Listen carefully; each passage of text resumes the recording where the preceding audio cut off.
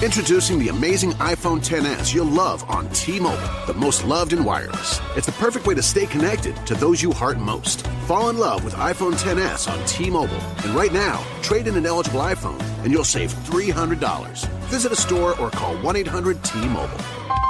If you cancel service, remaining balance is due. Qualifying service and finance agreements required. $279.99 down plus 30 per month times 24. Full price $999.99. 0% APR for well-qualified buyers plus tax on full price. Allow 8 weeks for rebate.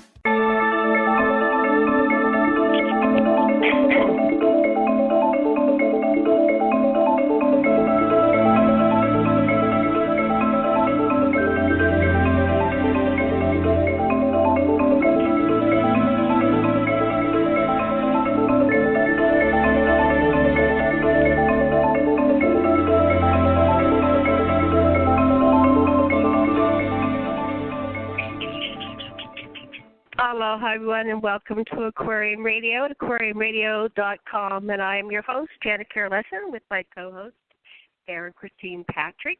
And today we have a very special guest, an experiencer named Tolec. I'm sure you've heard of him before. He's been on over 65-plus U.S. and international radio interviews and roundtable panel discussions. And he has a new book called Contact with Higher Dimensional ET Life, a Heart-Centered Experience. Tolec is an Earth human representative of the Andromeda Council, an intergalactic, interstellar, and interdimensional governance and development body of an aligned, benevolent star systems and planets of sentient, intelligent life per worlds in both the Milky Way and Andromeda galaxies. Here on Earth, they are collectively known as the Andromeda Council. In space, where they function, the various member planets, ambassadors, and other delegates simply refer to it as the Galactic Council. You can think of the Council as a deep space United Nations. He has been given the name Tolec as an Earth-based public persona work named by the 5 people with whom he regularly communicates, who are stationed on the primary Andromeda Council biosphere, where many of its meetings are held. Tolec says he was first contacted as an adult in 1993 by his principal Andromeda Council contact person, the commander of the primary Andromeda Council biosphere, who, like Tolec, is originally from the planet Dakota in the Tolec star system located in the open star cluster of the Pleiades. And I have a much longer bio and some of Tolec's YouTubes on aquarianradio.com. Karen, are you there? I am. I'm very excited to talk to Tolec and to find out more. I think it's one of the most interesting stories, and it seems to be a group of ET who root for humanity to grow up and become a galactic civilization and prosper. So I think that's very positive. I love Tolec's story. So, Tolec, welcome to Aquarian Radio. Thank you for joining us today. Oh, I got on mute. Because you can't talk. Try that again. I had you muted. Welcome to the show, Tolec. Sorry about that. Okay. Hi there. Can you hear me now? Yes, we can. Okay, good. I was chuckling when I heard your words of they're a group of higher dimensional beings who are rooting for us on planet Earth to grow up. And I think I've said that before myself, but I couldn't have said it better, because I like that. If I'll make an assumption right now for the sake of this conversation that all 3 of us are emotionally mature, spiritually awake and aware adults. Now, having said that statement, those of us who've made it this far in this life with the knowledge and the experiences that we have,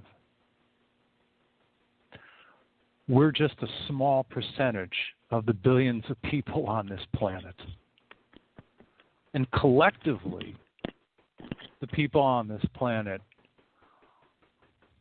if we look at us as a group, and then we also include our, for lack of better words, governing powers, we're like a bunch of 12-year-old and 8-year-old bullies who can never make up, who can never get along in the same schoolyard, who have to constantly get put in timeout because we're little children.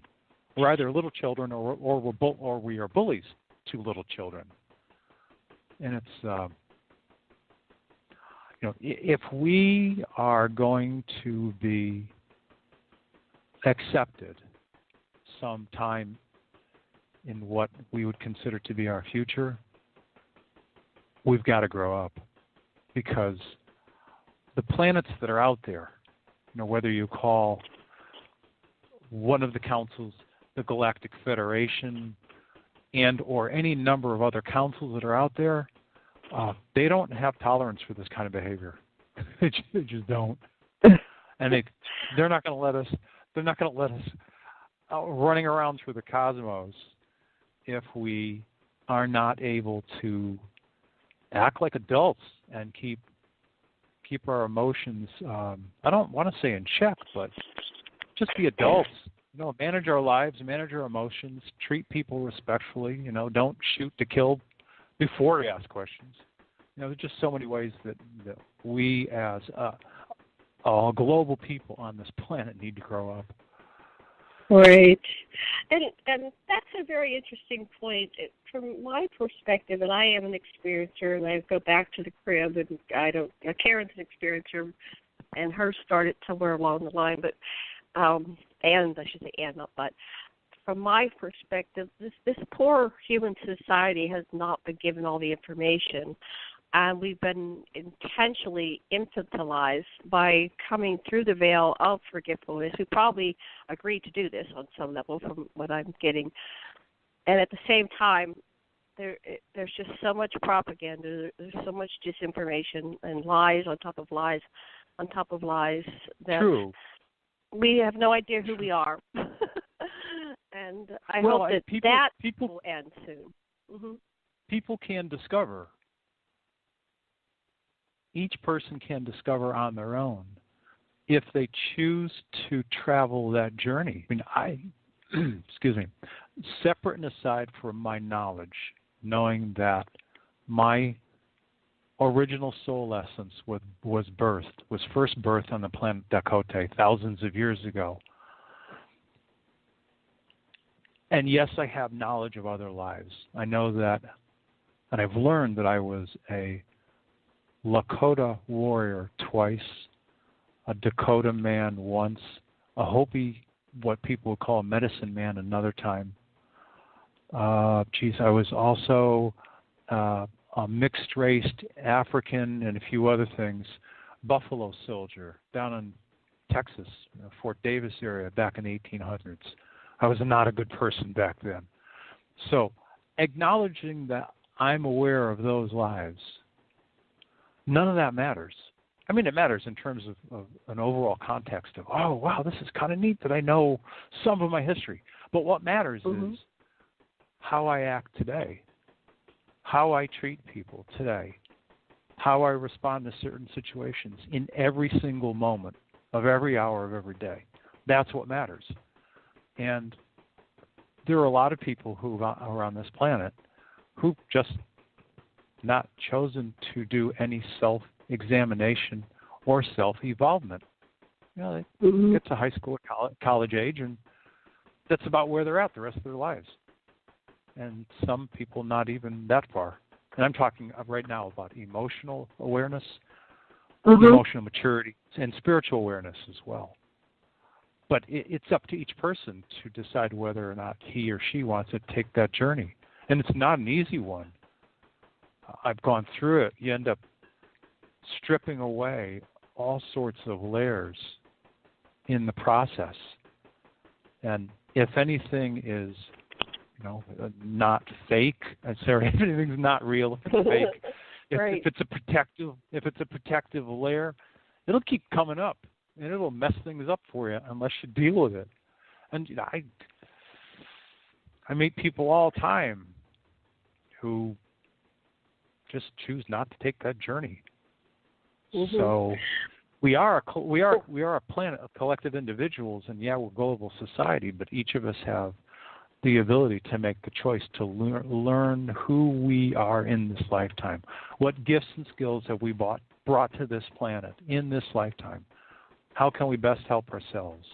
How can we best be a productive member of society? I'm only talking about this lifetime. Well, I know these are much more philosophical questions, but there's so much a baseline for coherent, clear quality of life. I'm raising the issues because I wonder how many people even ever think of these things. Well, I'm a therapist counselor, and my husband is an anthropologist, psychotherapist, and we've been working with people. My husband's 70, soon to be 76, so he's been working with people doing therapy since the 60s, literally. And I worked alongside with him. I met him in 1997, and we've been in a practice, and besides doing all this UFO, ET research, and everything. What we've encountered in our therapy practice is that usually people's life lessons catch up with them sooner or later. If they're going through life in self-serving, then the universe is a great mathematician, and it equalizes the field somewhere in time. They're down on the dumps, and they're facing prison or drugs or alcohol or whatever it is, or divorce and loss of this and death and they melt down and they have a phoenix rising. And so for some people, it's less painful than others, and not everybody gets help, and a lot of them die, and they don't get it this lifetime. They just cross over, and if they're lucky, they get to come back. But true. Some people never reach what what Sam King calls the dark night of the soul. They never get to that place where they go, all right. Oh, I've had my dark night of the soul. Dark night of the soul. And when I was there, I was aware of the timelines and where I could go. I mean, it was like the whole thing opened to me like a portal. And if I go this direction, and I was contemplating suicide. And I had pills in my hand. Wow. It was really a dark night of the soul where you're just down on the floor and you're sobbing, and nobody's picking up the phone. And there's nowhere to go, and you're 1 foot out in the street and no money. So I've been there, and it's like, boy, I still have a blank of what happened, but I did wake up and I was alive, and I don't think I took the pills, although I don't remember. It was really weird. It was like a total intervention from the galactic beings or something. But when I woke up, I was full of divine love. And I knew that there was a meaning for my life and a purpose, and that I was on the right track again. Your reset button. You get a fresh start. Yeah. I got a reset. It's good. Yeah. Yeah. Karen, stuck. Karen, what do you want to say? You're over there. I can see Karen. She's like, I know we're not in the same room, but I always see her raising her hand with my psychic mind's eye. She's going, jump in.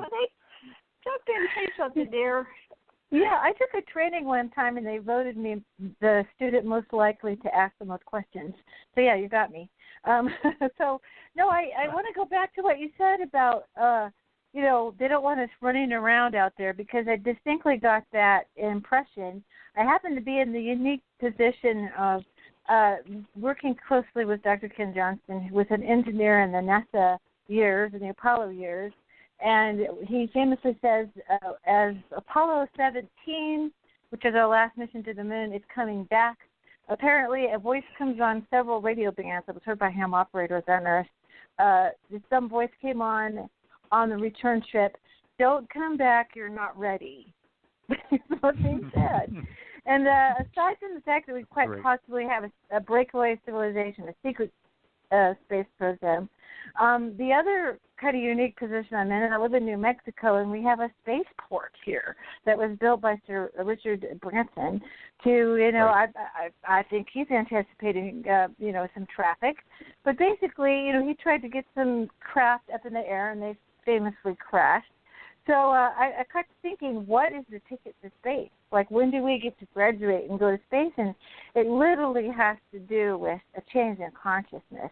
Because, of course, it might be our first perceived forays into space, but it isn't a new thing for galactic society. And just like you kind of have to learn some manners to graduate from the kiddie table, to the grown-up table, Put your napkin on your lap and, don't throw your feet and everything. Basically, you don't have to have a tippy cup. I've raised children, so that's why I have these references very clear in mind. But that's what I think of, too, as children, is that I had 3 teenagers all at the same time, and there's that kamikaze phase of their life where they're just big enough to get into trouble that's too big for them. And I think we're hopefully in the last stages of the nuclear, a bomb era and our experiments with war. But basically, we have to. Even our value system is out of adolescent. We pay our sports guys and movie stars, the most money over, first responders, teachers, and caregivers. And we just have upside down values from a mature point of view. And we, those of us who are attempting to try to be more mature and have gone through the several weekends, lost weekends of the soul, is what I call them. The thing about it is that we can't just run ahead of the others. It is a collective evolution, and we need to just kind of sit down and be patient with ourselves and other people. And how are we going to accomplish this together? And we are being given the tools, but I definitely feel from my own contacts that it's just like riding a bicycle. Somebody can't do it for us. We have to do it for ourselves and own that experience and own that next step of maturity. And in essence, it doesn't matter how many rocket ships we build. We're not going to have the ticket to space until we're ready to go. And it's going to be that just like you wouldn't give a too young of a child a driver's license. It's the same thing. That's right. That's a big vehicle, and you want it to be safe out there. And a very crowded universe, thank you very much. There's a lot going out there. I have my own contacts. It's incredible how many. It is not empty space. Those are not empty planets. It's a very well-populated universe, and we're not even ready to find that out and get along with each other, let alone to, be out there among it. We have a lot of xenophobia to get over. Yeah, oh, yeah. Definitely. Oh, yes. As a matter of fact, there's 2 points to raise. There was a conversation that I was having with Mark Kimmel. Now, Mark's soul is originally from a planet in the Andromeda galaxy. And he and I have collaborated on a few interviews, roundtable discussions, as well as an all-day seminar that we gave last year. In any case, we were talking once, and he said, I was having a conversation with my own people, and they informed me, and of course, informed means they gave him information and pictures and some different images, that 99% of the, for lack of a better number, millions of life forms out there, they are all higher dimensional. So if we presume that whatever the number is, 20 million life forms, 99% of them are higher dimensional. And that means that they are literally spirit energy, which is the equivalent of light energy beings, whether you're talking about 4D, 5D, 6D, 7D, 8D. It's sort of like, if you will, as a metaphor, 3D is one building. It's what people in the business world would call bricks and mortar. If you run into it, it's solid, it hurts. We call it organic life. That building stands on its own. And over here you have all these other buildings, 4D, 5D, 6D, 7D. They're all translucent. They're all made of light. They all move at a far greater speed and have far less density. They're translucent. They're not opaque. All of those 99% life forms, most of them don't know a lot about us because we're like turtles. We move so slow. They're just like, and the numbers are in the millions and millions of life forms. And so, here we are about to graduate from kindergarten to meet some of the other organic life forms that are out there. That some look like us, different colors, taller, shorter. The human life, as you all probably know, the humanoid form is the most prevalent throughout society, global society. Sorry, I'm trying this again. Cosmic society. The humanoid form. Yeah. head, eyes, nose, ears, mouth, chest, shoulders, arms, legs, torso, feet, all those things. There are millions of life forms that have all of those attributes but look differently. And we on this planet have a hard time getting along with people who are a different color. we got a long way to go. Which brings to mind the second. Yeah, I just real quick. I think when we meet the extraterrestrials, we're going to start getting along with our own people because it'll just catapult us. Go ahead. Second point. Changes the equation altogether. The second story is, I was having a conversation with my primary contact person, the gentleman who's the commander of all 12 Andromeda Council biospheres, as well as Tanya, the vice chairwoman of the council, and we were talking about that moment in Earth's near future history, when for those people who don't want to stick around on this planet for the transformational shift of this world, there are a bunch of people who are just going, I want my car, I want my house, I want my mortgage, and I'm taking my wife and my kids, and we're going to go. We were going to continue to live a 3D life. For those people, there's a planet about the size of Jupiter that is very much Earth-like. It has no aggressive animal forms on it, and it has no humanoid forms, but beautiful, beautiful planet full of trees and plants and flowers. It's pristine. It's clean. There's never been one drop of pollution on it. This planet has been earmarked for those humans who don't want to stick around for the higher dimensional shift of this world. Here's the point to the story. The trip from this planet to that one will take 10 years, as we calculate time today. Not because it'll take 10 years to travel, but because imagine a spheroid, a biosphere, where a few million people are going to live inside. You got your Catholics, you got your Protestants, you got people who are Jewish, you got your Islamic people, you got people from Africa, Ireland, France, Germany, and the list goes on. Oh yeah, and there are going to be 2 other races of people from 2 other worlds who are going to be making that trip. That's why it's going to take 10 years to go from this planet to the next, so that those people can somehow learn to get along and or kill themselves in the process, because they will not be allowed to war on this planet. This new planet is a gift. They also will not be able to pollute. They will not be allowed to pollute or put garbage into the atmosphere or dump into the ground or the water. It's not going to be allowed. The planet is a gift.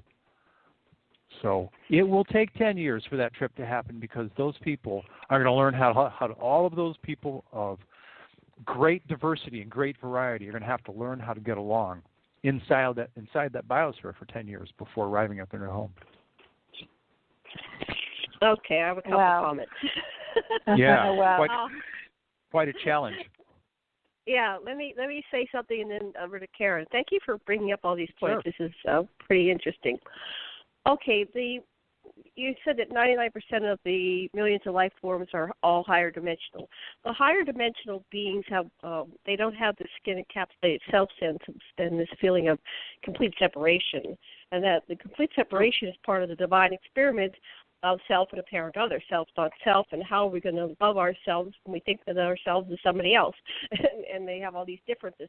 That maximizes diversity and creation. So we're all co-creators with oneness with the source, and that's part of the grand experiment. That's why there's so few that came down to this grand experiment, because you can feel the intensities of emotions, the separation. A lot of people don't feel oneness, and they feel so separate, and they get depressed, and they fall into drugs and alcohol, and they just can't make connections. As a therapist, it's like I really try to help people make connections with someone else, just someone. There's got to be someone that supports you. Grandma when you're a kid, you may not be able to have enough skills to have a partnership or relationship, but so even connection with a pet, something that everybody needs somebody, and some people just are so sociopathic, they can't even make the connection with even one human being. It's pretty sad. I've seen that people die that way. So the next level, that's more people want to be there. It's more connected. You feel each other. You can't even hurt each other because you feel each other so intensely. You can't hit somebody or cut somebody's eye out or something because it's like doing it yourself. It's just virtually impossible. Yes, I've seen the humanoid forms, hundreds and hundreds and hundreds of thousands I've seen personally in large meetings. So, and they do have this basic construct. But what they told me in those meetings is that there are just as many that you can't identify with. The reason why they showed me those beings with a head, and a body and stuff like that, so I could relate to them. Because my mind, as a human, just couldn't wrap its mind around it, right? As for this planet, let's see, what do I have? At one point I got a download that they were going to actually create kind of Botany Bay colonies for people that are separated based on their crimes, so that they couldn't impose their murderers. We all be together. When was this? Just a download I've been getting over the past few years. I get a lot of downloads. I had a very intense download the other day, and so I thought it was a great idea that because you have to protect the innocent. Even in this society, we have to protect children. There are predators and those that are just so self-serving, and there are many reasons. Some of it's the toxins and the chemicals and the things that are in the air that the child is conceived, and they're just not in a healthy environment from moment one, even in conception. So these things all affect people, and then they're born, and there's the social and the physical stimuli, and it's all a test, and a lot of people fail the test. And so the next phase is we're not gonna subject a lot of people to that. Again, that's what I got. Go ahead, Tolec. What did you want to say? I was just going to say, relative to that point, I've been, because of the period of my life that my mother is experiencing, the degradation of her mind, her cognitive abilities. I've been spending some considerable amount of time taking care of her, and she's part of that generation that sits in front of the TV and just stares at it.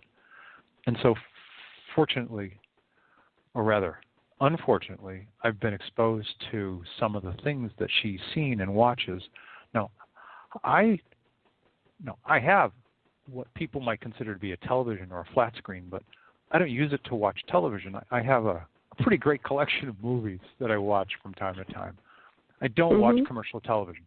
Having spent some time with Mom recently and watching what she watches, I was, the words taken aback would be a minor description to being blown away by how much of television time has been cannibalized by decidedly fear-based news programming.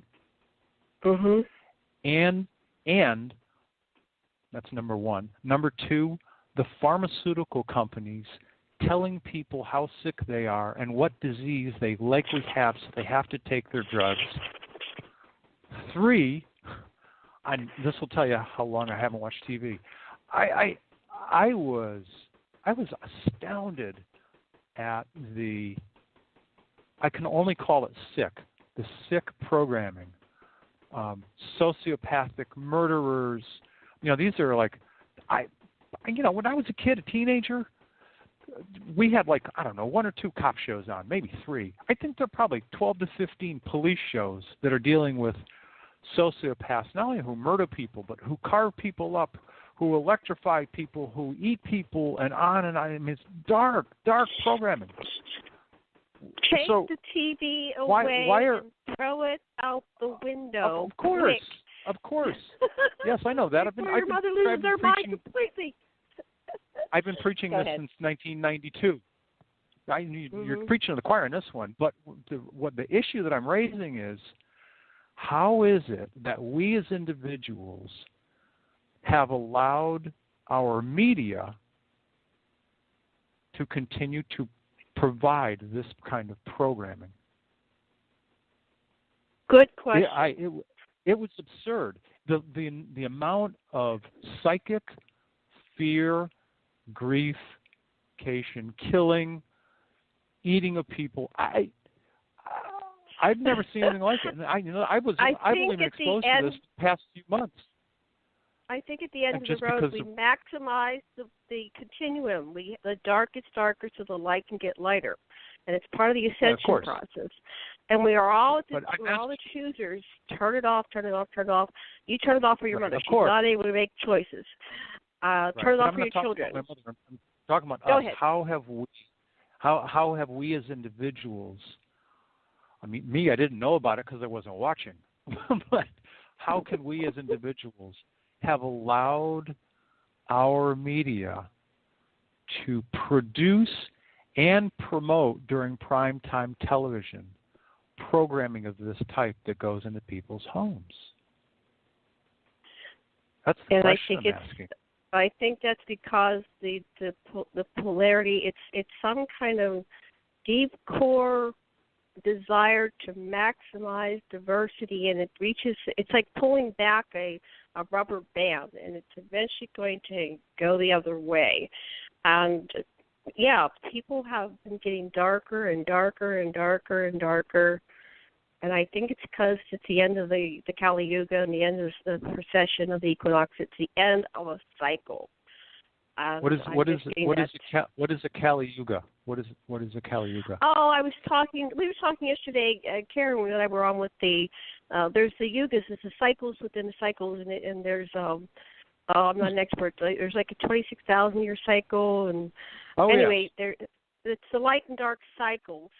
And there's the Kali Yuga, the Satya Yuga. I should pull up the website right now, but I recommend you research the yugas, and these are the cycles. And it's kind of like in the Bible, it talks about the rapture and the sorting of heaven and earth, and so you talked about people are going to go to this other planet. That's the biblical separation. There's the judgment, heaven, hell. I got there was kind of like 3 selections. You'll go to the Botany Bay. You'll go to the next level dimension. You'll go to a new Earth where you can just be in this 3D form. Because some people like being in the 3D form. They're not done yet. They haven't cooked enough. Right, and I've already addressed that. Yeah, they're at least as provided by the people of the Andromeda Council. There is a planet. If you think of our galaxy as a pinwheel, and visually this solar system and this planet, if you think of it, if you relate a pinwheel to a clock face, a round clock face, then this galaxy in this solar system sits at around 7 o'clock on the clock face of the Milky Way galaxy. And somewhere at around 10 o'clock of this same Milky Way galaxy is this Jupiter-sized virgin world that's been set aside as a gift for the people of the human race of planet Earth and 2 other planets to go and live happily ever after as 3D humans. And their lifespans will expand probably to 175, 200 years, simply because the planet is bigger, the oxygen content is so much higher, and it's clean. So they have, by virtue of the current status of the planet, they'll have longer lives. But it is still 3D life because those people need that experience. They want and need the experience of continuing to learn 3D life kind of lessons. I've also learned that for those beings that are much like what I described in the television shows I saw recently, for those people who hate, who kill, who maim, who are sociopaths, who are control freaks, et cetera, those people of, I guess, what some people would call a lower vibration. When the transformational shift happens and Earth goes from being an organic planet to being a planet based on light and a higher frequency, the first and minimum step up is from 3D to about mid-level 4D. The people that are on this planet, the beings, not only just human people, but the beings on this planet that are 4.0, 4.1, 4.2, they will not be able to survive the frequency upshift. Mm-hmm. They will simply terminate, and their essence will go back to source, and they'll go and start over somewhere else. But it won't be on Earth. They won't be able to do it on Earth because they can't tolerate the frequency of 4.5. Will they still have the interplace, the bardo we call it, where you go between lives, or will that disappear as well? Because to me, in my perception, source is different than where we go to in between lives to kind of rest and then make a decision to reincarnate again. Yes. And it's kind of like the flip side of the same coin. You know, you go here or there. I call it a temporary transit station. That's my name for it. Right. Will that be eliminated as well with the shift, or will that continue? Will it be eliminated? Let me answer it this way. That particular frequency will always exist, but not here, not for this, not for the proximity of this planet and this solar system. There are already some planets that are vibrating at a higher level in the solar system already. Earth has not made the shift yet, and it's actually it's hard to describe this, but it's being orchestrated by some pretty high dimensional beings. I don't know what number to give it or give them rather, but it's sort of like we as a race have to keep meeting certain benchmarks if we're going to get to that place where we finally shift. And what I've been told from my own contacts is that at the height of all of the Earth changes on this planet, new islands being formed, poles melting, all sorts of different Earth change events, volcanoes going off, etc. At the height of those events, at the height of cosmic activity affecting this planet and this area of space that we're going through right now, at the height of consciousness and awareness, where 3D human society collectively will peak as high as they'll ever go, that's when the shift will happen. That's when it will Interesting. happen. At the peak of everything. So we have to get higher in our consciousness as well as our... Right. So it's the polarity. It's going to be massive Earth changes, but at the same time, the height of our consciousness. And then that's the shift. Because more and more people are continuing to wake up.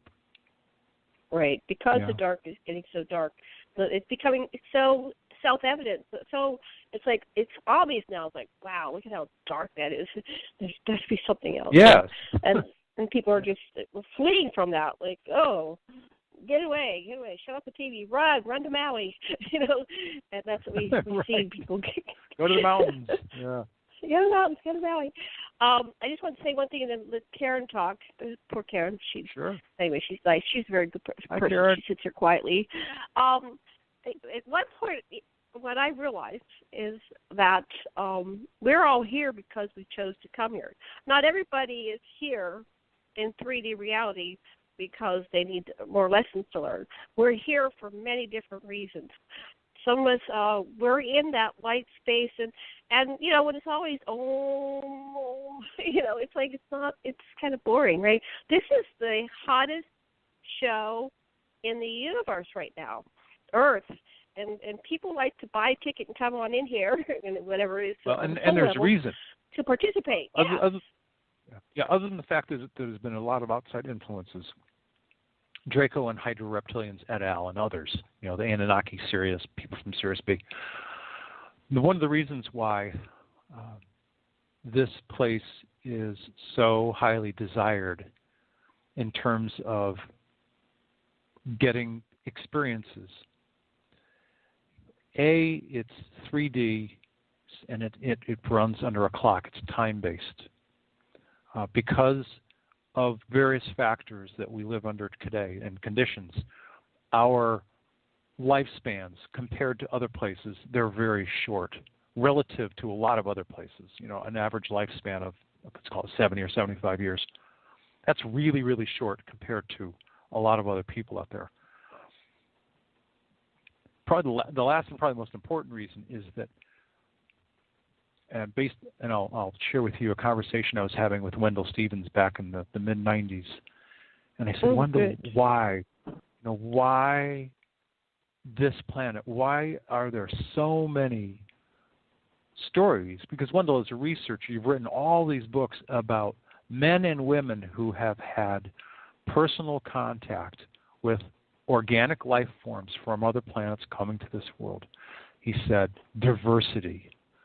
This planet is like, it truly is a garden.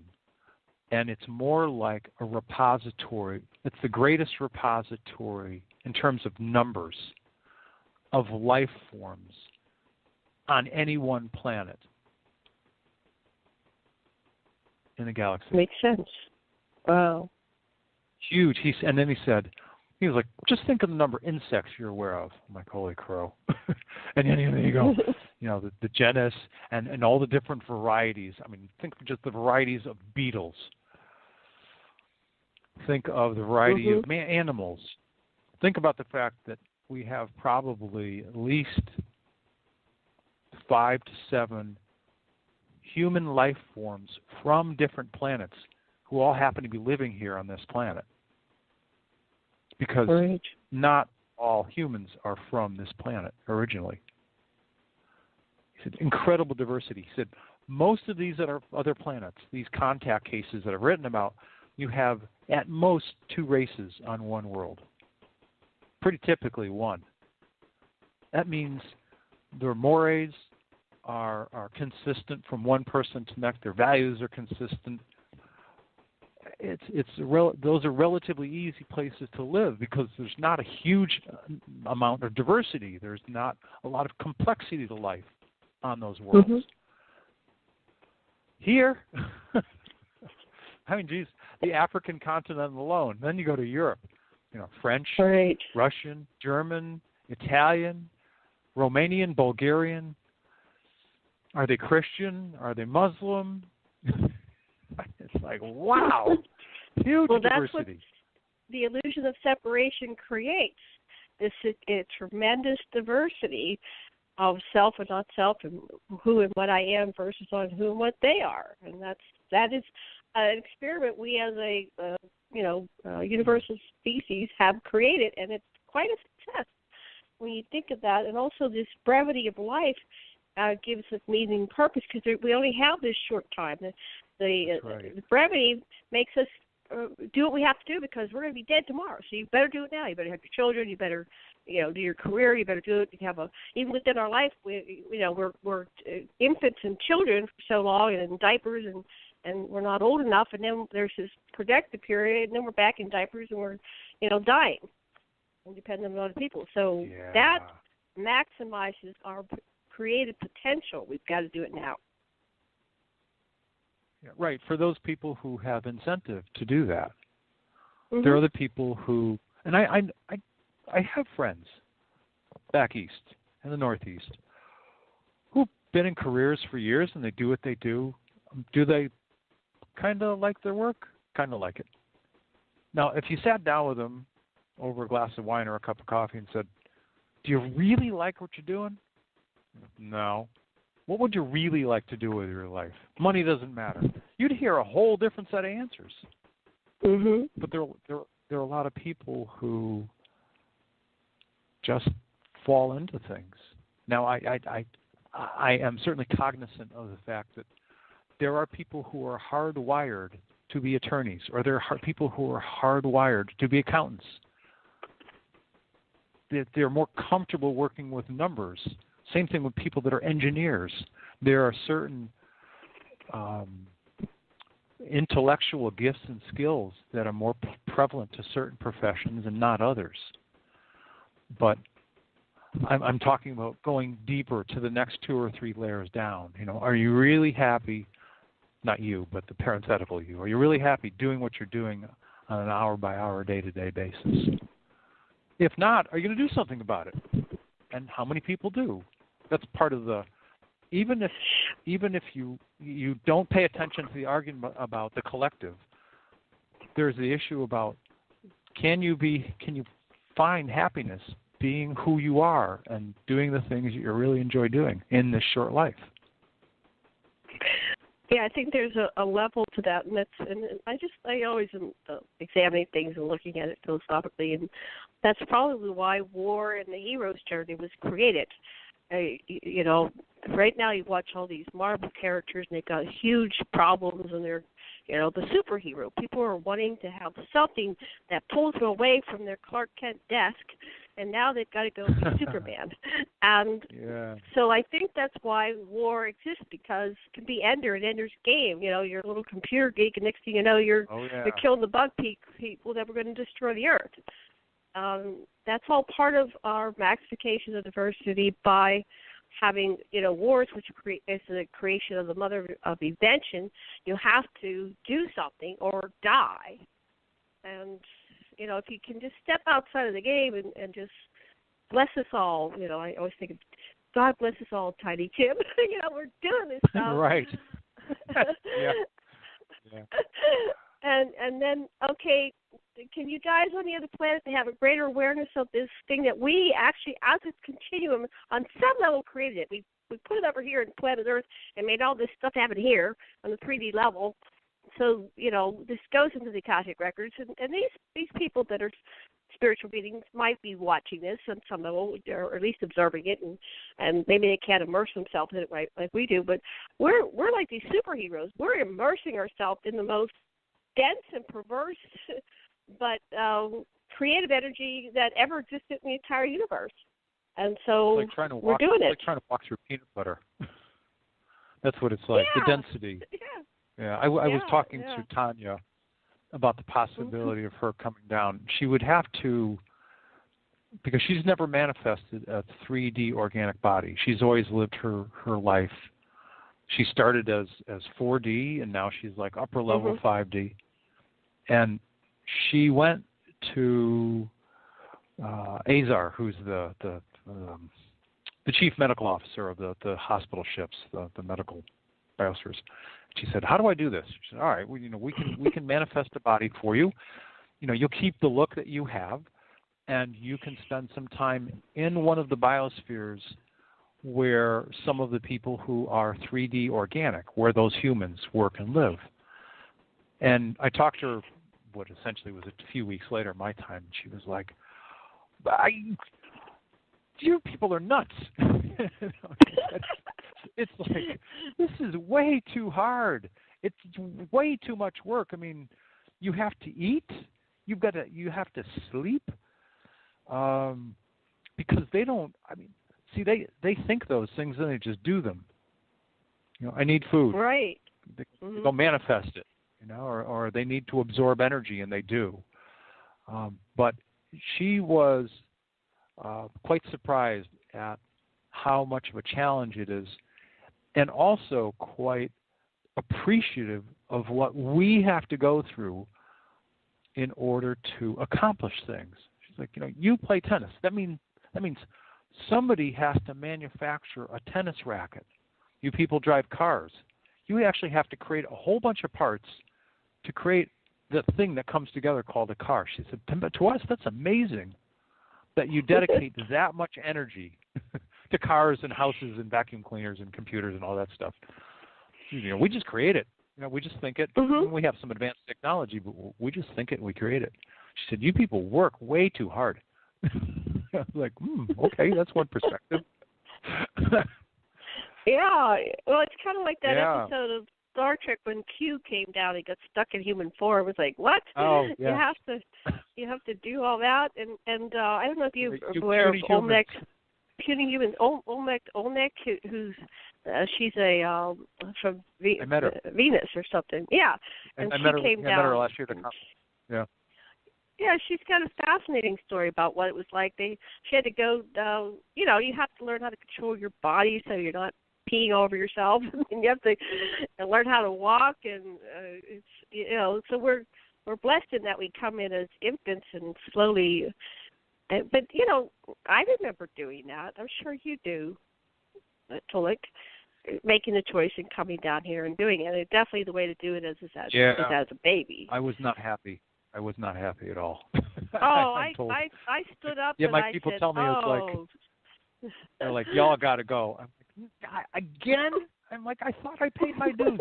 Yeah, not so much in the earlier part of your life, but you got a job to do and you got to go back. I'm like, I don't want to go back down there. It's hard. It's hard. I remember learning how to stand, and I went, oh no, I'm not here again. No, please tell me I'm not here again. Because I don't think I stayed connected to the body too much because it was so boring just being a baby. And I came in and it's like, okay, now I'm standing up. Oh no, I'm here.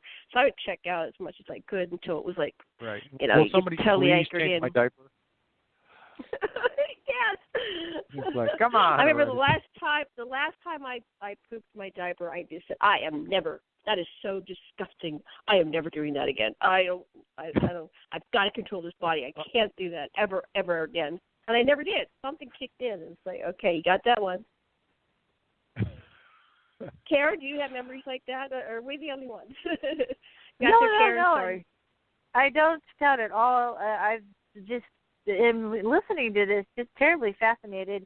One of the things I feel is we are watched. I call it the True Man Show. It's a favorite show of the galaxy, the True Man Show. Man. True Man. Yeah, because of how we exist, how we lived, it's like we're interested in other cultures when they show something on TV about another culture. And I'm with you on the TV. I told my loved ones, if I ever get to the point where I'm in some kind of facility, please pull the plug out, throw it out the window. I don't want the TV going. Good, that's like the worst thing that could happen. I said, if I can just have some paints, or look out the window, I'm happy. Because I've been a caregiver also for several family members. That's one of the things that really bothers me is that for some reason not only do you get imprisoned in your body and imprisoned in a room, you get imprisoned and stuck to media, which is horrible. But I'm with you on that. But I wanted to say yes, I've had those feelings because I often had periods of my life where I feel sort of split on several tracks, like very multidimensional. And then when I wake up in the morning and I feel like I've just donned a suit of armor, my body, and I'm like, oh gosh, not this timeline again, or not this body again. Oh gosh, no, not again, You're back. Yeah, because I have it's like a very visceral, low-level memory, not super detailed, but just kind of feeling memory of the fact that I don't always have to drag around this suit of armor body, and every time I need to do something, I have to move it somewhere. I'll sometimes even sit there and think, especially lately, I've been under the weather and trying to recover, so sometimes to get up and go get something, I'm not feeling very well. I just remember willing something to me, and I sit there going, why can't I do that again? That would be so handy right now. If I drop something, if it's like in the Grand Canyon, should I pick it up? Go ahead. Yeah, those kinds of abilities we will have as higher dimensional humans. Telepathy, telekinesis, clairsentience, clairaudience. Those are all attributes of 4D and 5D people. So if you want that soda on the counter, you just kind of bring it over to float through the space. It's just there. Yeah, that's right. I keep thinking I'm going to be able to do that again, and I never do. And I was that weird little kid that tried to, make quarter float on the table and bend the spoon and, all those things. Because I remember that. And I have a discussion I had with my guides one time because I believe, and I was told that when it comes to the amnesia clause of the contract, where I always say little babies look like an amnesiac. When you have a little baby, they look like just before they came out, an angel popped them in between the eyes with a ball-peen hammer, and they have amnesia. Their faces are blank. They're blank, and they're just blank. And it's because of that amnesia clause in the contract. And I guess I argued with that amnesia clause. So what happened was I've had a pop-up a clairaudient lifestyle. In other words, as I've gone through my life, stuff just popped into my head. And when I was a little kid, I would say those things that popped into my head. And I really freaked out the grown-ups around me, and I realized I should just shut up and not say what I know, because I wasn't supposed to know certain things being a child that I just knew, because I argued and they said, okay, fine, you're going to give you that ability to know stuff, but people are not going to be comfortable with you, or you're going to have a concept that's so abstract, even if you know it, you're not going to be able to explain it, and it runs along the lines of Cassandra syndrome, where the daughter of Priam knew that Troy was going to be sacked, but nobody believed her. So it's the same kind of thing. I knew these things, but I wasn't really allowed to pass them on. Except now it seems we've had an energetic shift, and now a lot of us are getting information in such a way that we can share it, and it seems to be in an accelerated thing. Absolutely. So, yeah, if you wanted to talk about that. Which part? Your turn, Tolec. Whatever comes to mind. She said it doesn't think which so. Part? Well, yeah, I mean, if you're talking about do we seem to be in an accelerated time, absolutely. I've had four straight summers of fine-tune adjustment, raising of my own frequency, where my buddies upstairs would say, all right, come on, time to go. And they would work on me for hours, what seemed to be hours on end. I had 4 straight summers, not so much this summer, but 4 straight summers prior to that, where from like mid-April, beginning of May through the middle of September, I would be awake until like 3:30, 4:30, 5 in the morning, and finally, my body would give up. And I've always had a high level of this body. So 2 things: this particular body and my own soul essence vibrates at a high frequency anyway. But I have, during the middle of the second summer of all this activity and being awake all night, they said, your body's there on planet, but you're not there. We've got you up here. We've been working on you to get you ramped up so you could deal with all of this information that's coming in. And just recently, it happened this year where I think the sensation disappeared about 2 weeks ago, but for about a month straight, 4 or 5 weeks, I happen to have thick and wavy hair, which means I use not what would be considered a brush, but sort of like a comb with really set apart comb heads things. Right. And prior to those 4 or 5 weeks, I just run this brush thing through my hair and kind of use my fingers, and I'm done. And I noticed using this brush thing that my scalp was really, really sensitive. I'd never experienced that before. So it's really sensitive. Week 1, week 2, week 3, it's still sensitive. Week 4, so I finally looked up and I asked Azar, I'm like, Azar, what's going on? She said, we've been doing work on you. We're adjusting your frequency again. And this time it happens to be the area of your body where your brain resides, and that's, your mind collectively is the essence that permeates your whole body, but we've been working specifically on your brain, and that's why you've had a sensitive scalp. Like, okay, got it, thanks. But everybody that, certainly everyone that is an experiencer who has, a different vibrational frequency than people who are not yet awakened. We've all got different things going on with us that make us more sensitive to a whole host of things. And I believe that, especially during this time, we're becoming even more sensitive to the changes on the planet. Janet, there's a woman who's become a good friend of mine, Sherry, who's from Montana. Yes. She and other people, other women across the country that she's been talking to, their bodies are transmuting. their cartilage is going away. Specifically, their rib cages are diminishing. Like she has almost no more ribs. Wow. Her tailbone has gone up about 3 inches. That's diminishing as well. She's got more higher vibrational energy in her than she ever has before. And as a result, her body is transmuting.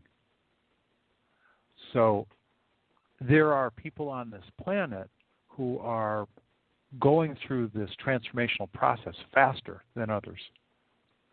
Is that making her ill in her 3D body, or is she? What effect is having on her? There's discomfort. There is discomfort, but it doesn't make her sick. Okay.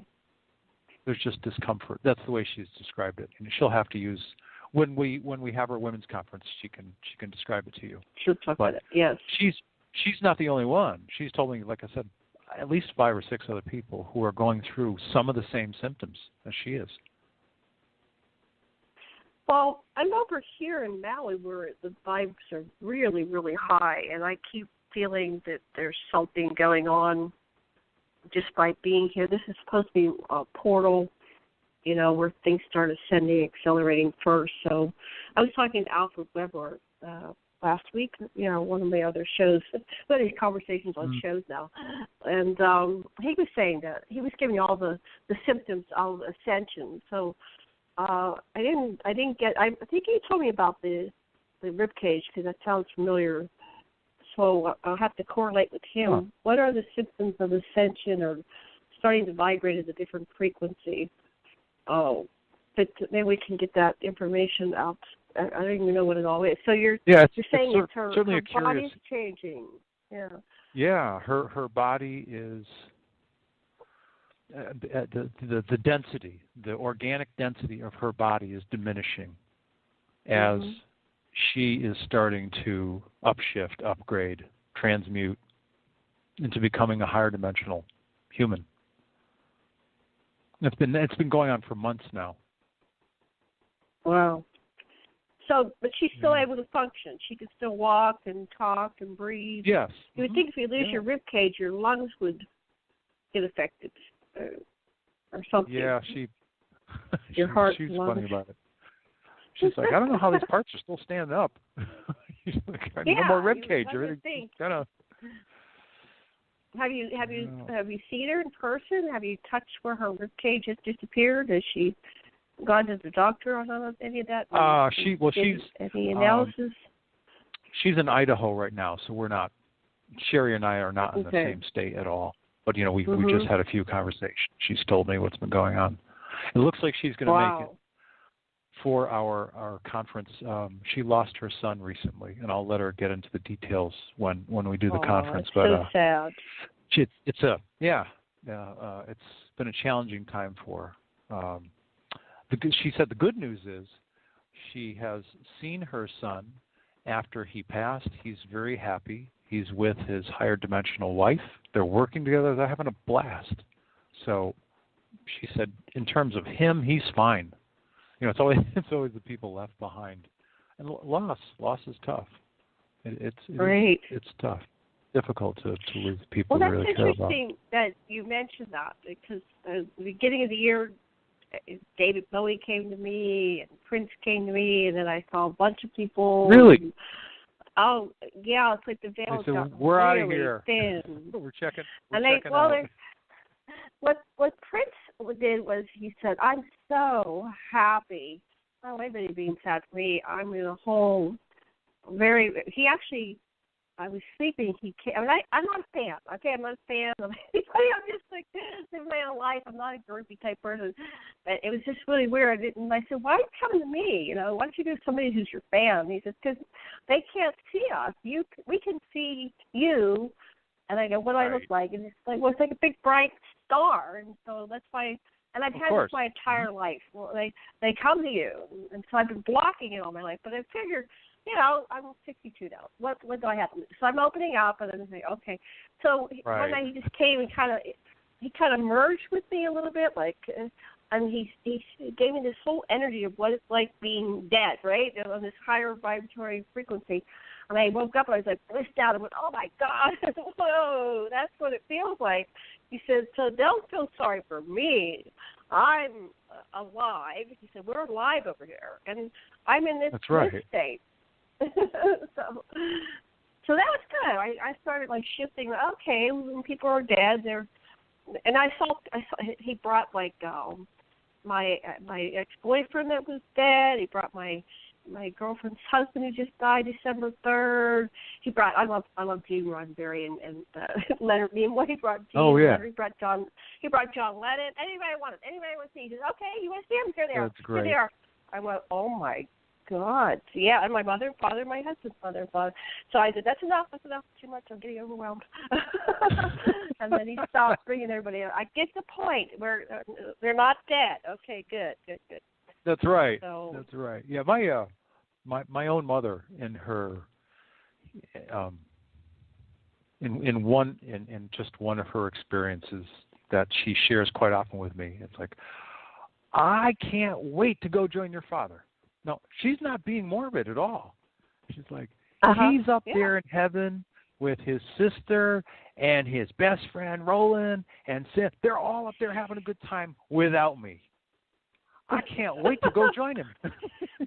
Because for her, as an 85-year-old woman, almost all of her friends or the people that, all like aunts and uncles by marriage or, like by adoption, it's like Uncle Roland. Well, he really wasn't an uncle. He was Dad's best friend. But to us, they were uncle, aunt and uncle. That's just all of those people in Hawaii. They're either dead or they're all passing away right now. There's like they're just dropping like plates. And Mom's going, I can't wait to go join them. They're all up there having fun without me. She's talking about them being in heaven. So I'm ready. I'm like, fine. Whenever you want to go, that's fine. If you want to stay around here for a while, that's okay. That's all right. But it's interesting. It's interesting to hear her talk about that in such a light manner because it's not morbid at all. Mhm. And that's she's good. during those moments, she's very lucid. She knows exactly what she's saying. Well, I wonder what's keeping her here. I wonder what's unfinished business for her that she's still on this side. I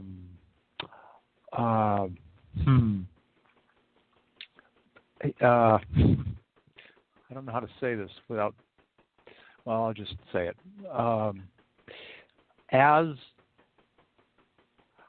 Let me say this differently. As men, we have our own issues that we either can address or not address throughout the course of our lives.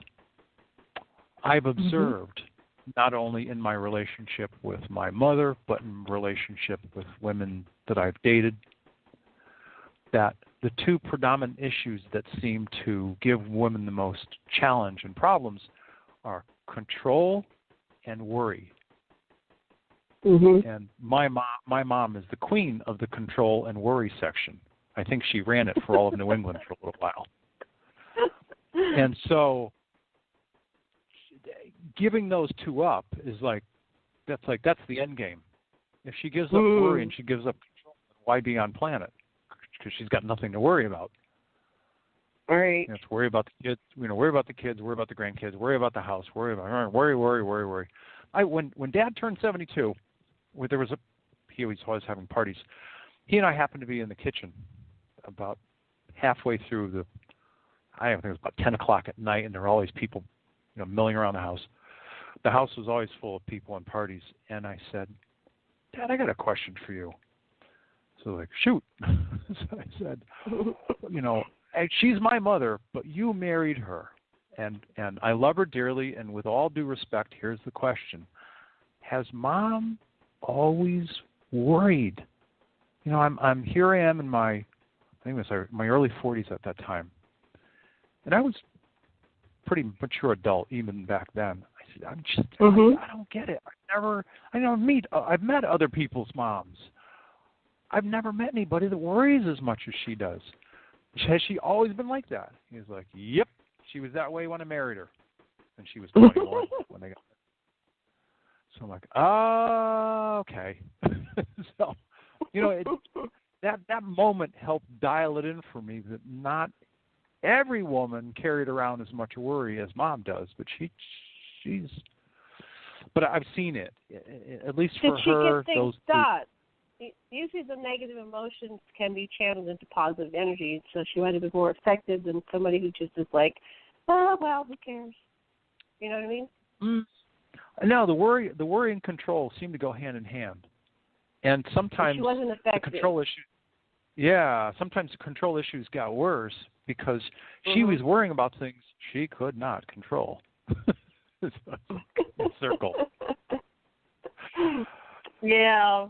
Well, I resemble those remarks in many levels. Yeah. Okay. However, yeah. And like I said, we men have our own issues, but I've seen it before in other women. Well, my husband goes to the beach on the way to the gym on the way to riding his bike, and that's what he does. And then I sit here and I go. But I think my worrying has allowed me to, because I have the internet and I learned how to solve problems. So I can solve problems like that. I know how to make quick decisions, and they're right. I've made too many. I've seen people make the wrong decision, they're dead. So I've learned to take that and make it into something affirmative. And if it's something I can't control, I've learned to walk away. And you know this. You know this. Mm-hmm. Even wrong decisions are simply just experiences. And we can go, oh, blew that one. I'm not going to do that again. And, you move on. It's just, those are the ones I call really, they're just, they're small lessons.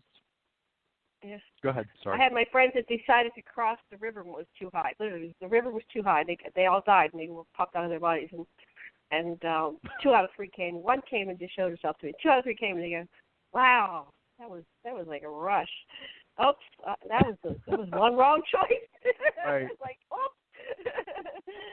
Right. Whoop, won't do that again. Guess not. That's not. I'm out of my body now. Shoot. So anyway, if there are no decisions, so even if I die, the worst case scenario is you're dead, right? Oh, okay. So, this is bad. Well, no, worst case scenario. Right, you lose your body. And I've said this over and over again. The death of the human body is not the death of the human being at all. Mm-hmm. Because essentially, whatever words people want to put to this experience, your soul essence, at least, I think the number on this planet is about 75% of the beings on this planet that occupy human bodies, 75% of us came from other star systems. And so most of us come in at birth. Whether it's 3 weeks or before the birth happens, we pop in, we're in a baby's body, and we start all over again. There's that. It's like a mirroring of 2 parts. It's a symbiotic relationship, human body and human. Mm-hmm. Yeah, very definitely. This has been a wonderful philosophical discussion. Are there any questions? Any questions at all about what you're about? We didn't get into the details of. I know you've done hundreds of these shows by now, and everybody goes, "Well, Tolec, how did you get involved with the extraterrestrials and that?" Karen, do you have a practical? I just want to say one thing, and then we'll pass it to Karen.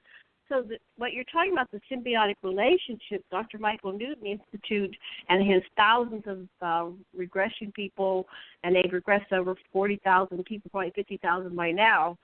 They talk about the symbiotic relationship between the soul and the avatar. It's an avatar. We try to animate an avatar. And sometimes an advanced soul can have, a dozen of them going on different planets in different dimensions. Because they're, like the puppet master, they're able to send the thread of their consciousness down into many places at once. Yeah. And there are some people who become aware that they're a multidimensional being having many experiences at once. And I've had that awareness, and it's easy to be, tunnel vision and just focused on Janet, being Janet, I'm Janet. But when you have that awareness, it's very, it's freaky. It's like, okay, I got to go back and be Janet. Then I got to drive the car, and I got to do, solve this problem and talk on the radio, et cetera. Go be Janet. Anyway, that's all. I just wanted to say that. The autumn of 2012, I was taking a walk. I was visiting a buddy of mine, Dan Brock, who lives in the comparatively lives in the downtown area of Tucson, and he was still at work. It was early afternoon, so I went for a walk, like 2:30 in the afternoon, and I was out of the house all of maybe 200 feet down the street, and I ran into this woman, bumped into this woman, and she and I started this conversation. For those people who don't live in the American Southwest, the Southwest is full of people that are awake and aware, more than any other part of the country. And I don't know why, but it's just the way it is. Yay! So within about 5 to 7 minutes, this woman and I are talking about an experience she had only 2 weeks earlier. And the story goes like this. She said, I was taking a walk like this one. And I was walking down the street, and I had been walking for about 5 minutes or so, and this middle-aged man, and so this woman, I think she was probably like 62, 63, she met a man about her age, and they were passing each other on the side of the road, and they happened to stop and talk with each other. And after about 5 minutes of conversation, they both intuitively and instinctively knew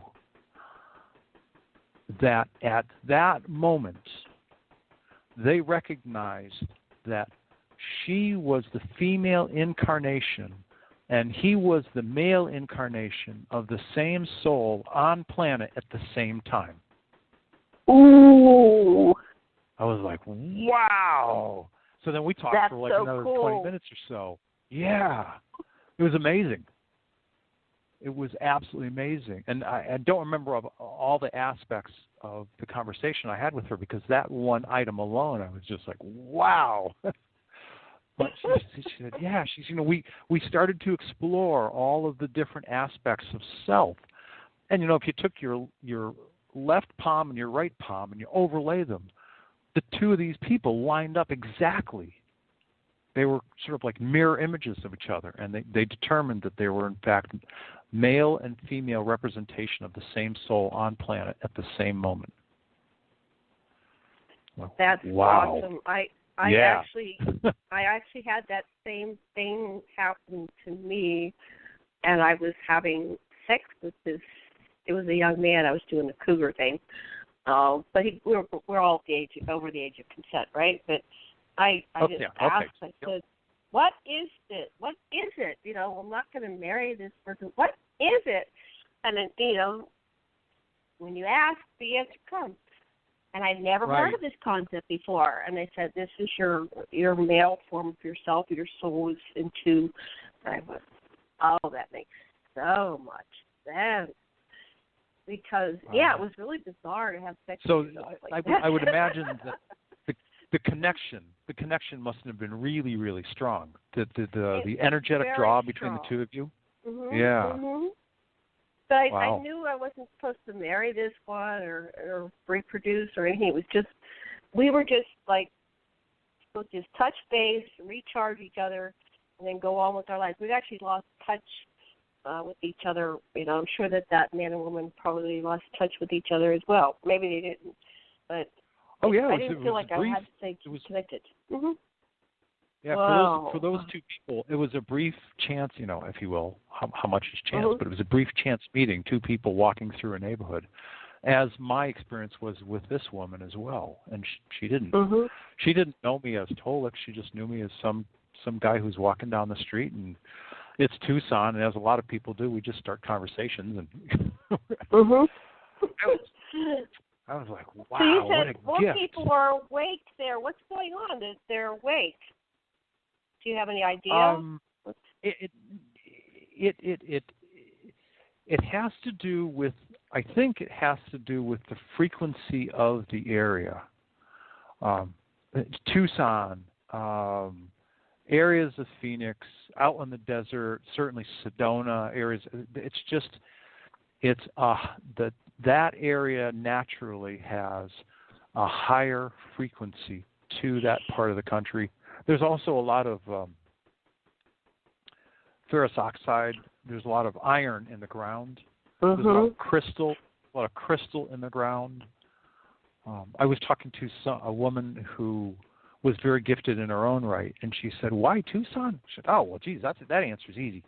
She said, "There's a radius of about 10 miles that sits over the center of the city, and I think she said something like 10,000 feet up. This is a spiritual retreat. People come from all over the galaxy to kind of come here and hang out." I went, "Oh, okay." So we're not even talking about on the ground. We're talking about 10,000 feet up over the city. And wow. I've had some amazing experiences throughout my many years in Tucson. Just an incredible place. Right. And equally amazing experiences up in Sedona. I've got a list. Why is Countless Phoenix experience. so repressed with Arpeggio? It seems like it's polarized right there. You've got the extremely dark, and they've got these prison camps and people on the desert in 120 degrees, and one of the meanest sheriffs on the whole planet. And then you have, drive a couple hours, you're in Sedona and Tucson, and it's like, whoa. Well, anyway, I Phoenix, didn't expect an answer. I'm just putting it out there. Yeah, Phoenix is out in the flats. It sits at like 1,100 feet, so it's the desert floor. If somebody asked me my opinion, I would have said whoever started a city there was an idiot, because it just gets so damned hot there. And they have 3 times as many roads as Tucson. There's 10 times much more asphalt. They're just well, have you seen the pyramids when you're driving around and you look in the distance? We went from in February. I was there for a month and went from Phoenix to Sedona, and we were just driving around. It's like, there's a pyramid over there. There's another one. I mean, they're so obvious. They're not mountains. They're pyramids, and they're covered with vegetation. Yes. But there was somebody decided to put all those pyramids in that whole area there. Well, Mesoamerica reached the Aztecs et al. Reached from Central America up all through there for years and years and years before it receded back down to what we know as Mexico today. The Anasazi were all along the Rio Grande. So there was a huge thriving civilization there for many years. The Anasazi were the same people that were up at Montezuma's castle, the cliff dwellings there. And they left, because the climate changed. The planet was shifted even back then at around, I think it was 1100 or 1200, something like that. But there, I had once read an article, I think it was 15 years ago, that said Phoenix is going to be out of water in 10 years. And the only reason they're still able to do it is because they get their water from the Grand Canyon, the Colorado River. And our water in Tucson, our Tucson water shipped over to San Diego because they don't have enough water in California. When the West was being divvied up, the governors at that time had an agreement, and they all divvied up the water rights as to who got what and where it went. Wow. So it's but the Southwest is a place so far like no other, and yes, the Southwest, but also the West as well. Wyoming, Montana, the mountains of Northern California. It's just a beautiful part of the country. Yeah, it and is. People, I've been there a lot. Mount Shasta today is like Sedona was 25 years ago. There's like 6 or 7 little crystal shops. The air is clean. People are always walking around talking about Babaji and sitting in the lotus position, and there are a lot of emerging woo-woo people in Mount Shasta. Are you going there again this year? Are you going to Potter's thing in Shasta? Did No, he invite you? Rob. This year, Rob is not doing a major conference. He and another gentleman named Lewis are speaking. Just the two of them. Okay.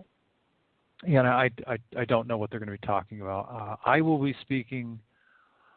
And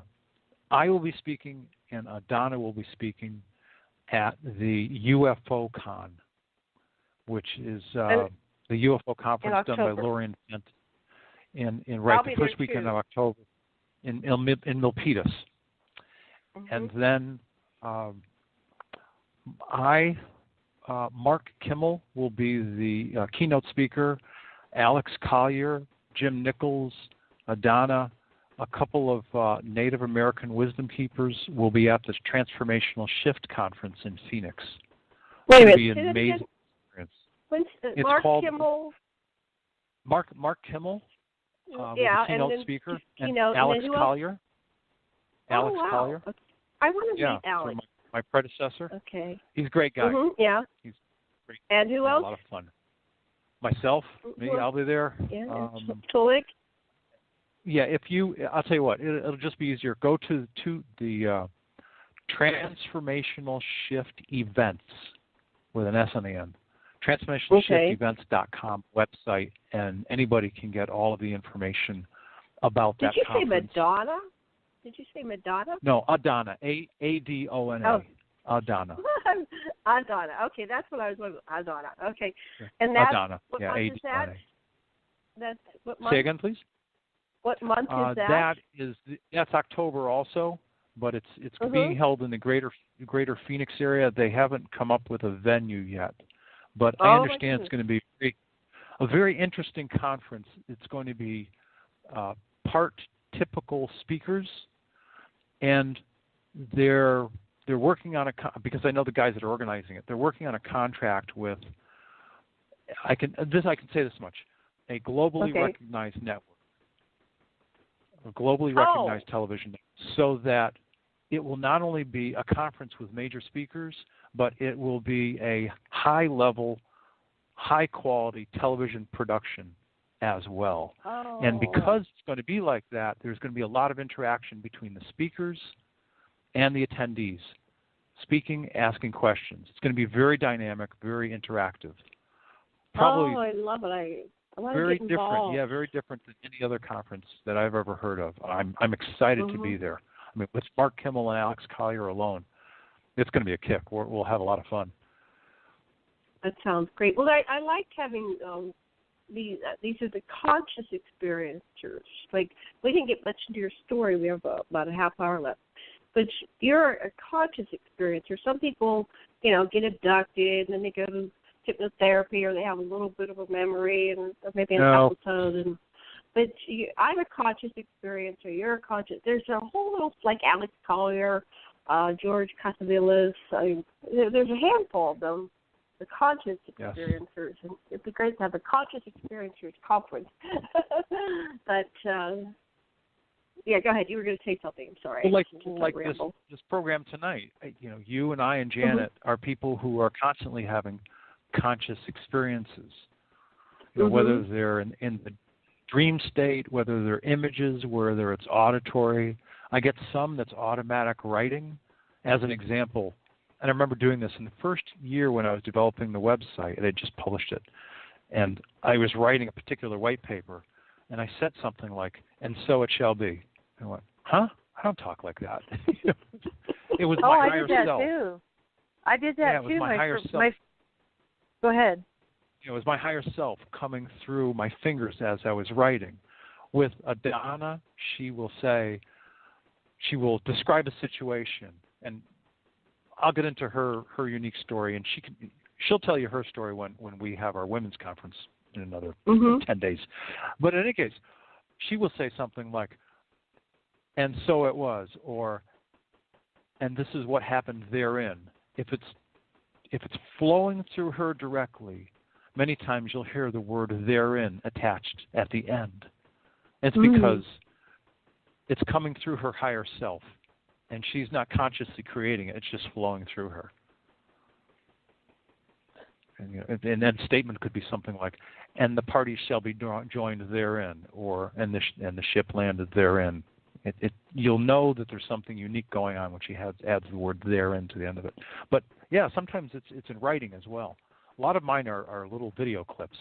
I get little teeny. They're like 3-4 seconds long, and I see stuff.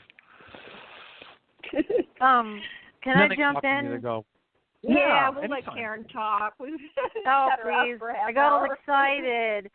I got all excited about the automatic writing thing because I was had a belief system that was really a difficult path to get over because it's pretty antithetical to what I'm experiencing now.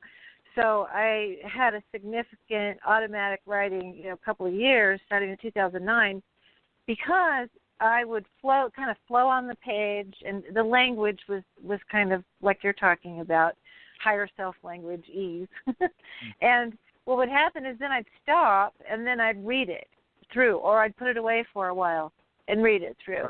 And then I really could see this isn't just, all the years I was reading the King James Bible or, my own subconscious, that this was some other mindset of communicating to me and through me. And then once I kind of went through that couple of years of automatic writing, then I opened myself to saying, okay, can I channel? I would do some channeling stuff, voice channeling, and also just telepathic contact because I knew I wouldn't say it's a separate thing because it never really is, right? It's just that I made contact with, I'd say, beings or personalities that were recognizable in their own right. And not too many years ago, I was actually, you're talking about the Southwest. I now live in New Mexico, so I agree with you. I met a gentleman here in New Mexico who does automatic writing, and literally he's got 6 or 7 different beings he contacts through automatic writing, and literally his handwriting changes drastically. I read through one of his notebooks, and I was just stunned and amazed because if he's channeling what angelic kind of being, it gets all scripty. But I mean, it's very difficult to alter your personal handwriting, as if anybody's studied handwriting analysis knows. And his handwriting literally would change page to page depending on which voice was kind of prominent. And so that was a really big help to me to overcome my preconceived notions about, receiving messages from other realms. And also I have to say, too, about Alex Collier. When I was younger, in my 20s, I was writing a set of science fiction stories, and I was really shocked to find out how many point-by-point similarities it was when I read Alex Collier's material about the founders, the Patal. I literally had invented a race called the Vatal. I only had it different by one letter, and I never heard of his material before. And that's when I realized, wait a minute, what is this? And pretty much every science fiction story I kind of played around with ended up being some form of remote viewing. But I went point by point through my story and through what Alex was saying, and I was just flabbergasted. And I really knew deeply within that he was telling the truth, and he was one of the first, sort of experiencers I really got into deeply, and I was just stunned. This information, they really are communicating with us. They want to share with us. Yes, absolutely. Come down to our conference. Introduce yourself to Alex. I'm sure that he'll be happy to meet you. He's a very affable, very warm man. Very approachable. I got that feeling. And the other planet you were talking about, where they're going to take people who want to continue in 3D, that was one of my stories. Yes. There was the planet was a little bit larger than Earth. Not only did humans go there, but several races who had one race had a sun nova, and it destroyed their planet. Several sort of rescue operations, I suppose you'd say, of various species. And they did exactly that. They had to come together on this new place and learn to get along. That was one of my stories. And when you just said that, I was just amazed. So, this is all fits together. The more experiencers I hear from, like yourself, the more it seems like these things connect and make more sense. We're all got pieces of the puzzle of this story, and it's going to come out good, I do believe. Oh yes. From what I understand, the way that this world is transforming is very unique.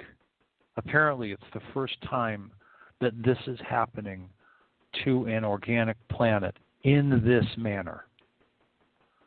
Ooh. And one aspect of the change of this world is that, on November 18th of, I think it's 12, I was having a conversation with the commander of the Primary Andromeda Council Biosphere, as well as some of the scientists.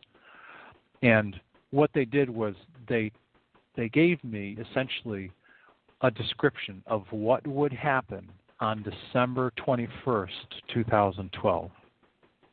And I believe that's what I called the video that I produced at the time. I said, December 21, 2012, what will happen?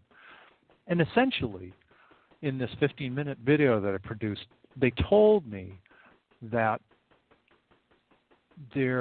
on December 21st, you know, the crossover of that day, because of the energy field that the planet is going through, that the solar system is going through,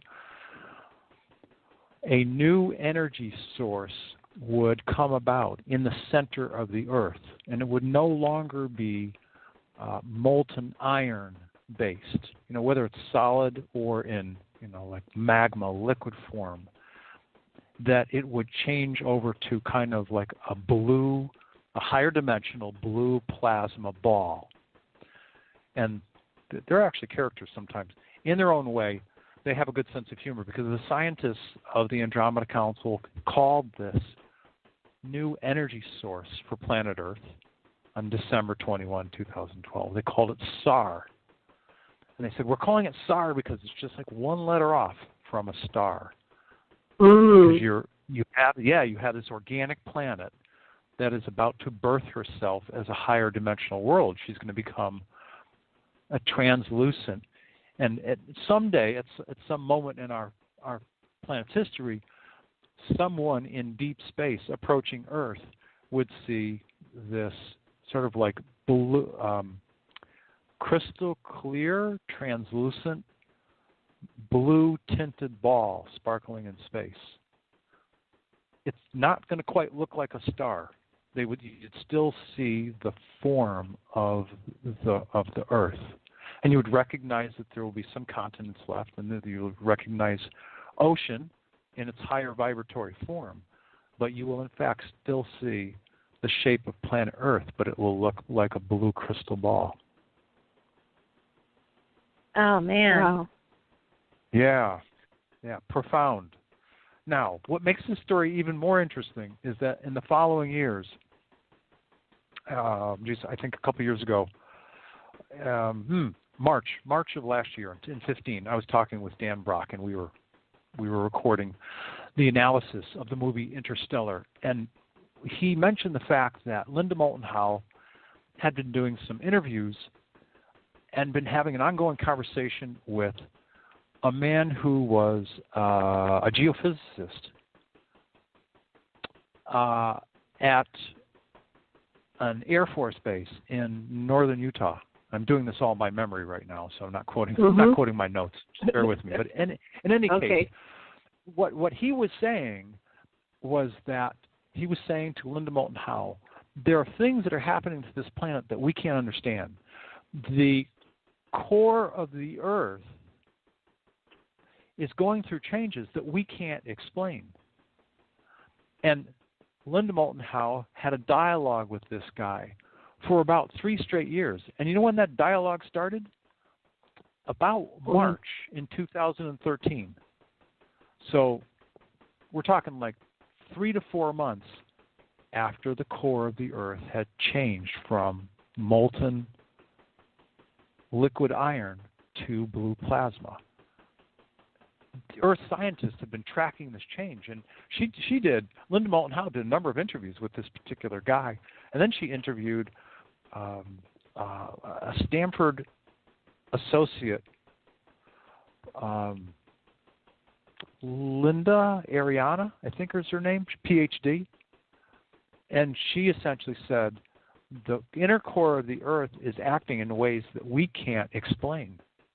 And moreover, it's a lot younger than we thought.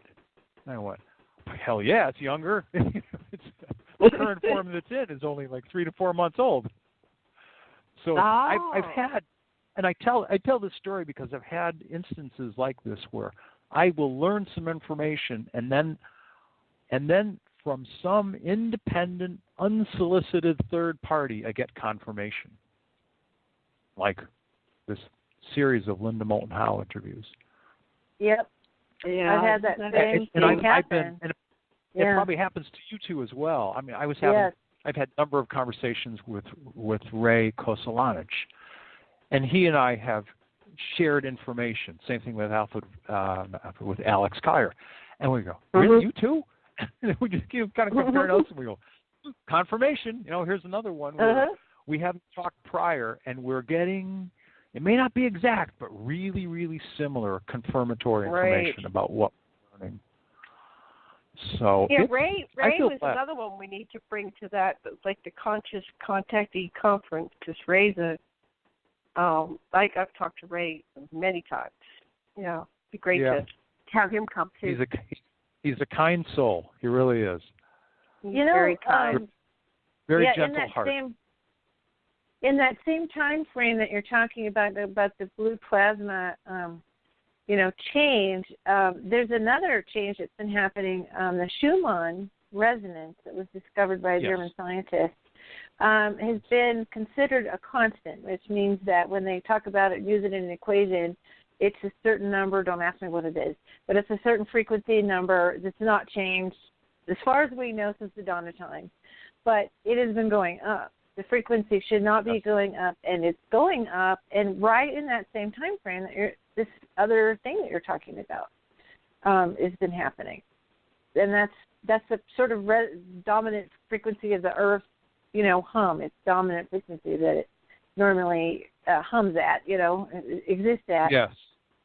And I'm wondering if that blue plasma thing is affecting the Schumann resonance, because that's a very significant change. This is your reality construct basically changing. Is what we're talking about. Yeah, the frequency shift of this world into becoming a higher dimensional world has been happening for a while now. It's not like you're on one side of the street, you step off the sidewalk, and you step into a new reality. I mean, we've been coming into this new higher vibrational area of space for a few years now, probably back to the mid-1990s. Mm-hmm.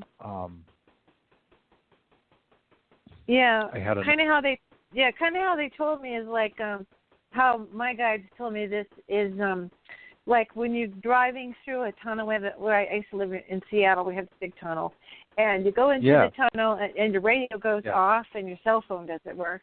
And then all of a sudden, you get close to the end of the tunnel, and the radio comes back on, and you get your bars for your cell phone.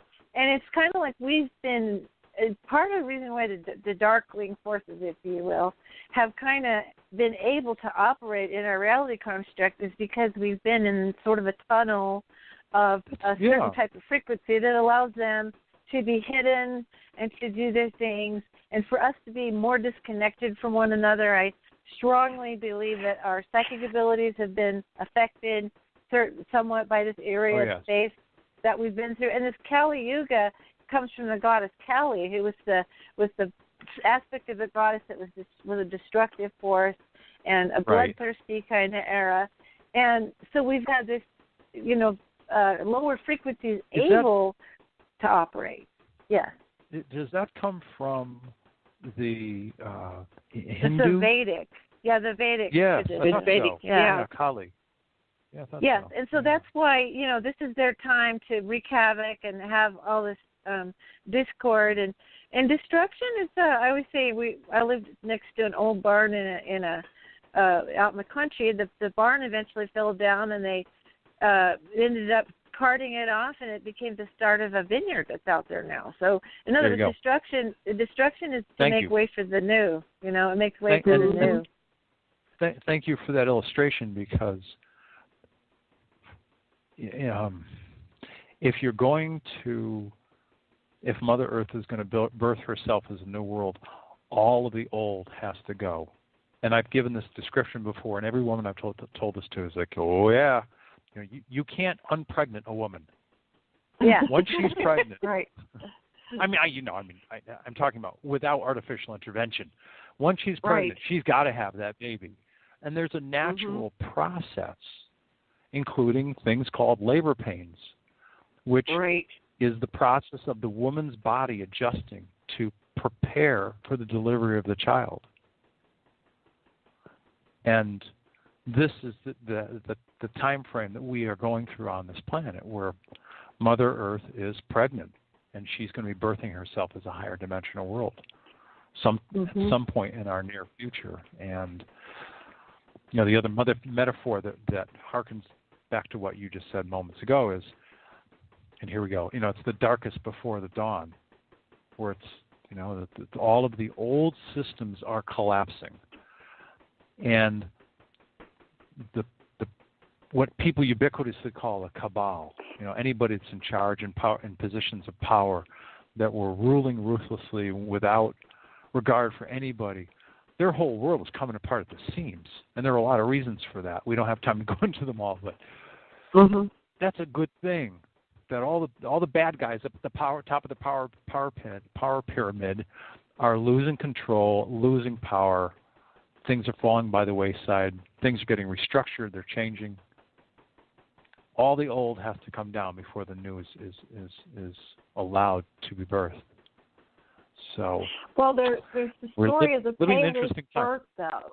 I just like to interject that there are stories of the painless birth, and the reason why births are so painful is because somebody said that it has to be, and everybody bought the myth.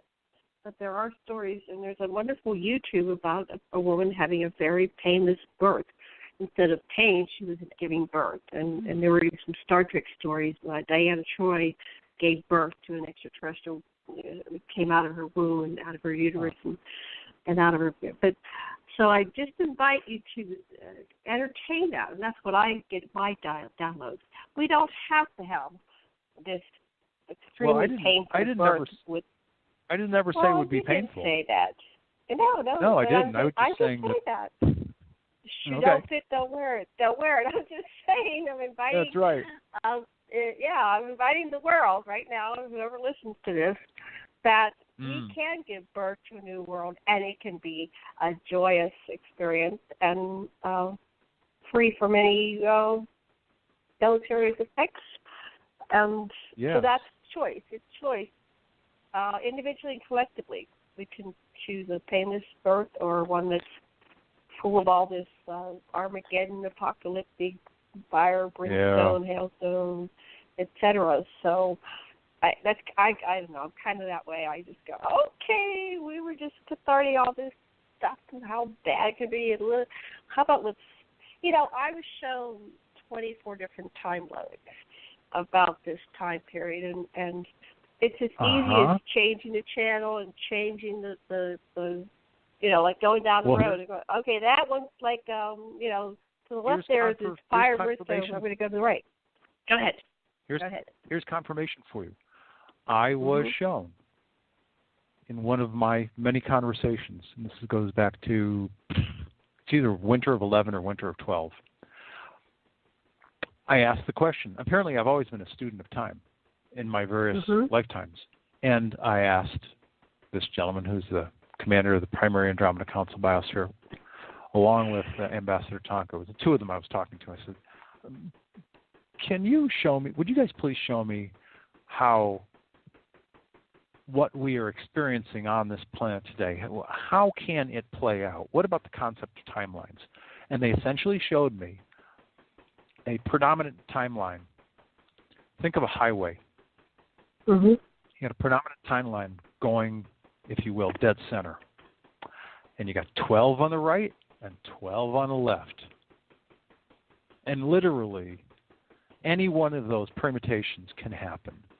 But essentially, the farther that you are out of the farther out on the left that you are, and the farther out that you are on the right, you are away from the predominant timeline of how this world is supposed to evolve. Because make no mistake, this world has its own energetic blueprint, and that blueprint is represented by geometry and mathematics as well. There is a blueprint, a construct for the evolution of this world, as an aside. But in any case, they showed me as well 12 timelines on the left, 12 timelines on the right. And we are getting closer to that predominant timeline of the evolution of this world. We're day by day we're getting closer and closer to it. So I thought I'd share that with you because it's confirmatory for your own version of 20. Wow. Yeah, I love it when those happen. Those kind of synchronicities are just beautiful. Yeah. Yeah. Mm-hmm. So there was something else. How's our other quiet? How's our quiet Karen? Are you there? We've got about. Oh yeah, I'm just listening. Yeah, I was shown that. Well, I'm kind of not only a student of time, but some of my fellow travelers on the highway, I guess, people I do research with, and I have personal relationships, have time anomalies in their life, and I was, trying to. Most of us in this little group have had, either crossed over, been, to the other side, been sent back. Have had reasons not to be here over and over again, and yet here we are. And so I inquired of my, guides, and they said that central timeline is kind of the most agreed upon, timeline, what we choose together, as consensus-wise, and it's a continuity one. In other words, some of the other ones just, we really dissipate, or we become something way off from, our general direction that a species wants to go. One researcher friend of mine, A.R. Borden, talked about a bio-mind, the bio-mind of the bio-kind. In other words, a species has like an innate, pathway. And I thought about it when, a child, you have a child, you have some wishes and dreams for them, but they have an innate path that they're going to go no matter what. Yes. It's built That's into right. them. Humanity has an innate path, although it's been jumbled up a little bit by the fact that we have had so much diversity, like a botanical garden. I thought of a botanical garden when you see so many different species, and it so really throws off a lot of possibilities that could happen, which makes us some races eating the popcorn and watching the show. It's very interesting because we're not typical. We're definitely not a typical, pathway that millions of other races have gone through.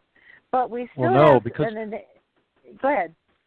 I was just going to say, and it's because not only are we not a uniform race biologically, because the bodies that we use, these bodies came from different. They're the bodies of what people used to call the gods, small G-O-D-S, the gods that came here. Yeah. They were humanoids from different countries, different different worlds. Yeah. And you also have the fact that 70 to 75% of the souls that are inhabiting these bodies come from different star systems. They come from the Andromeda Galaxy. They come from Arcturus. They come from Sirius A, Sirius B. They come from all over the place. All the people that happen to be from the Pleiades constellation, all the people I identify with being Pleiadian. There's a lot of, and I'm just chiming in because there's a lot of diversity on this one planet. Right. Different ethos, different values, different intentions. We may, as an example, we may all agree that we want to go to that building across the street, but if there are three people, we in fact may all have three different ways of getting there, and we likely don't agree. Sure. At least. That's a human trait, for sure. Yeah, sure is. Well, guys, I have to interrupt here. I'm so sorry. I actually have to get Sasha ready for another show. And I think we need to wrap this one up so I have time to go get him and get the earphones and get called into the other show. Let's do this another time. This is so much fun. It's rare that I enjoy conversation this much, Tolec. You're just an amazing person, and we haven't even covered hardly anything compared to what you know. So I invite you back. I don't know when, but we'll look at our calendars. Thanks for having me. To the Women's Conference, and tell our listeners a little bit about the Women's Conference. And I'm going to be a part of that, people, but this was your idea, Tolec, and I'm really appreciative that you brought that together.